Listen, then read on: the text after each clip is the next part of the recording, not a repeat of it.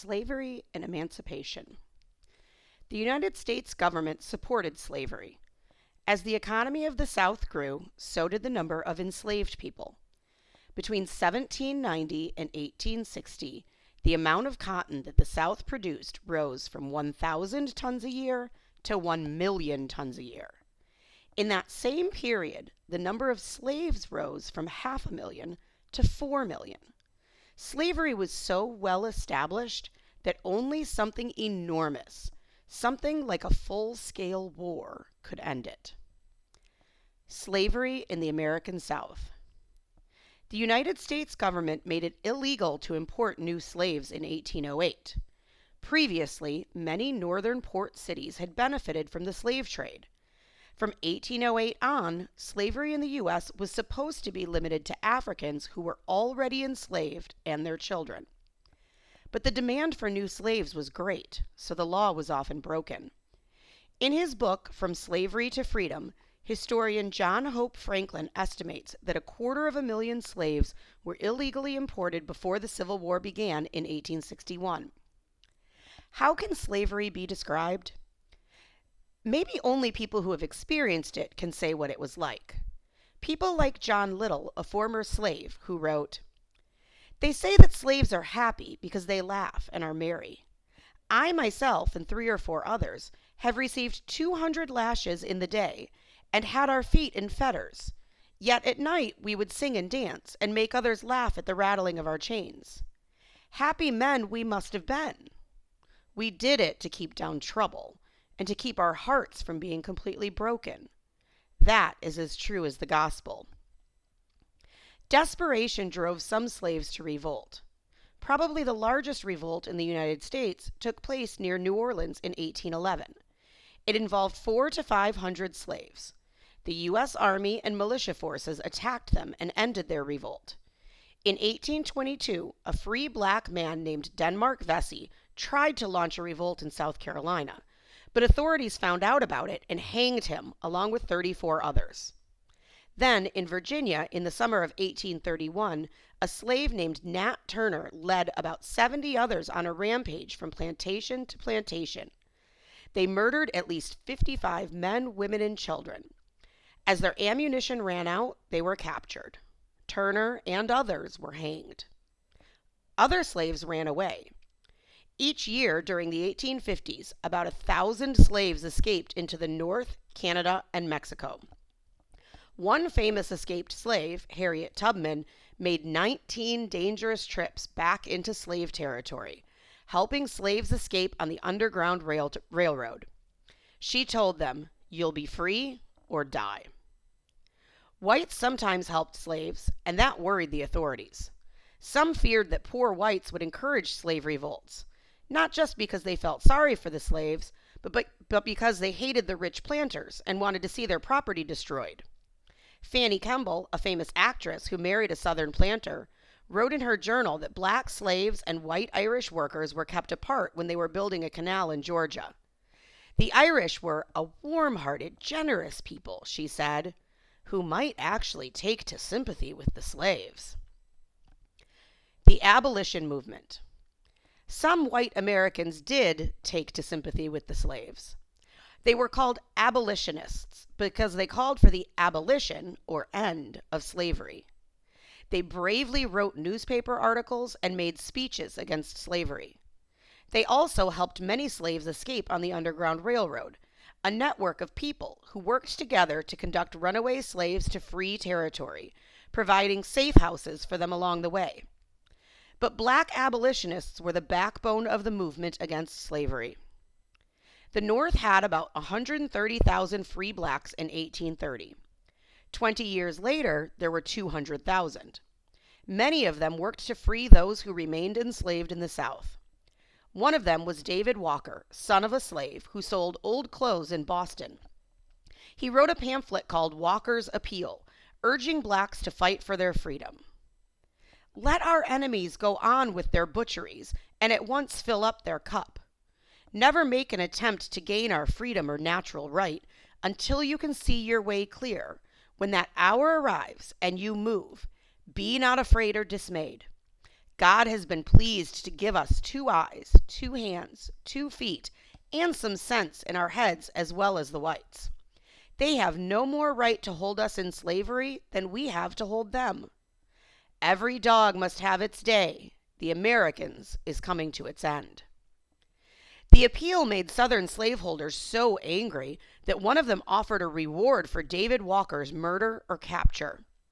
One summer day in 1830, Walker was found dead near the doorway of his shop. Frederick Douglass was born into slavery, learned to read and write, and escaped into the North at the age of 21. He became the most famous black man of his time, speaking and writing against slavery. Douglass called the idea of being a free man someday a dream that all the powers of slavery could not destroy.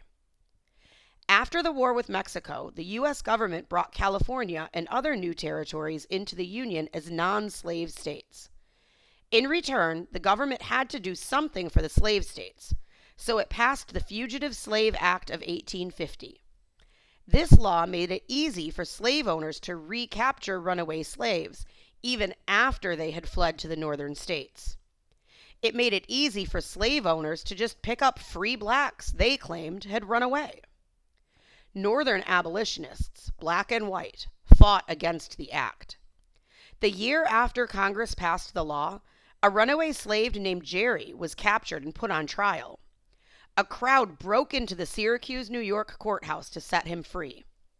On July 4, 1852, Frederick Douglass gave a speech that placed the shame of slavery on the whole nation, not just the South. He said, "Fellow citizens, what to the American slave is your 4th of July? I answer, a day that reveals to him more than all other days of the year the gross injustice and cruelty to which he is the constant victim. There is not a nation of the earth guilty of practices more shocking and bloody than are the people of these United States at this very hour." The government of the United States did not strongly enforce the law that ended the slave trade, yet it enforced runaway slave laws. The government, under President Andrew Jackson, worked with the South to keep abolitionist newspapers from being mailed in southern states.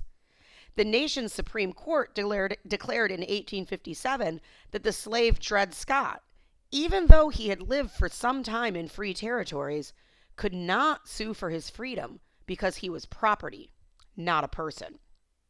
That government would never accept an end to slavery through rebellion. Slavery would end only under conditions controlled by whites, and only when it suited the business and political needs of the North. Abraham Lincoln was the perfect figure to bring about the end of slavery. Lincoln understood the needs of business. He shared the political ambition of the new Republican political party. Finally, he spoke the language of doing good, and he could argue with passion against slavery on moral grounds. At the same time, he acted with caution in the world of politics, and he feared that abolition would cause new problems. Although Lincoln believed that slavery was unjust, he could not see blacks as the equals of whites. The best thing to do, he thought, would be to free the slaves and send them back to Africa. The Civil War and slavery. The Northern elite, the bankers and businessmen who directed the economy of the North, wanted their kind of economy to expand. They wanted free land, free labor, and taxes that favored manufacturers. Lincoln shared their ideas. Southern planters, on the other hand, felt that Lincoln and the Republicans would make their own pleasant, prosperous way of life impossible. So when Lincoln was elected president in the fall of 1860, 7 southern states seceded or left the Union. When Lincoln tried to take back the federal base at Fort Sumter, South Carolina, by force, 4 more states seceded. The South formed the Confederacy, and the Civil War was on. Abolitionists urged Lincoln to emancipate or free the slaves in the South, but Lincoln made it clear that he had not gone to war to free the slaves. His goal was to bring the South back into the Union. In a letter to abolitionist and newspaperman Horace Greeley, Lincoln wrote, My paramount object in this struggle is to save the Union, and it is not either to save or destroy slavery. If I could save the Union without freeing any slave, I would do it.